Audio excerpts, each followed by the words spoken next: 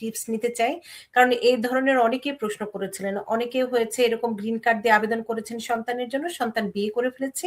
সে তথ্য গোপন করে আবার নিয়ে এসেছে সন্তানকে।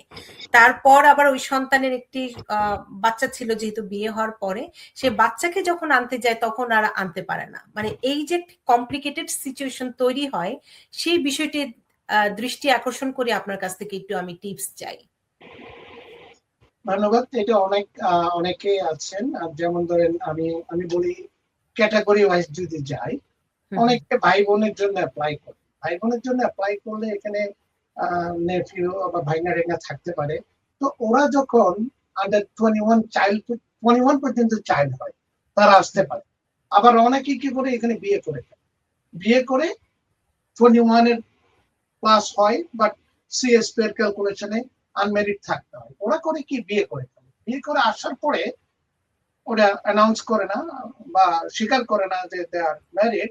আসার পরে আমি একদম রিয়েল এক্সাম্পল দিচ্ছি, এটা আসার পরে তো আসলো আনমেরিড হিসেবে, কিন্তু আসার পরে কি করে অ্যাপ্লাই করে হাজবেন্ডের জন্য, কিন্তু হাজবেন্ড তো রেকর্ডে আছে ইউ আর আনমেরিড। ম্যারিড হওয়ার সাথে সাথে ইনএলিজিবল, সে আর আসতে পারবে না।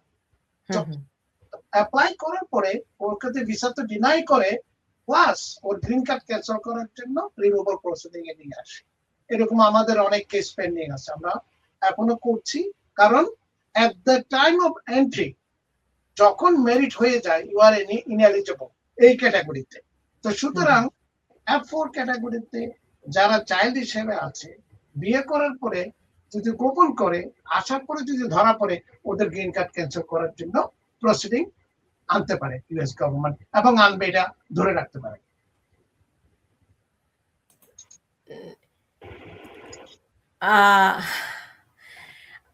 রিমঝিম সেন আবার বলছেন, একজন হিন্দু মেয়ে কিভাবে বিয়ে লুকাবে? আমরা কিন্তু বিয়ে লুকানোর কথা বলছি না, আমরা বলছি এটি ক্রাইম। আপনি যে কাজটি করছেন, অ্যাটর্নি খায়রুল বাশার, একটু যদি আপনি একটু বলতেন। আমি ক্রাইম বলবো না, এটা বিয়ে তো অবশ্যই এটা ফান্ডামেন্টাল রাইট, বিয়ে করতেই পারে, কিন্তু অ্যাকর্ডিং টু ইউএস ইমিগ্রেশন ডেফিনেশনে ওকে তো আনমেরিড থাকতে হবে। মেরিট হয়ে গেলে সে ইজ নট ইনএলিজিবল, সেটা আমরা বলছি।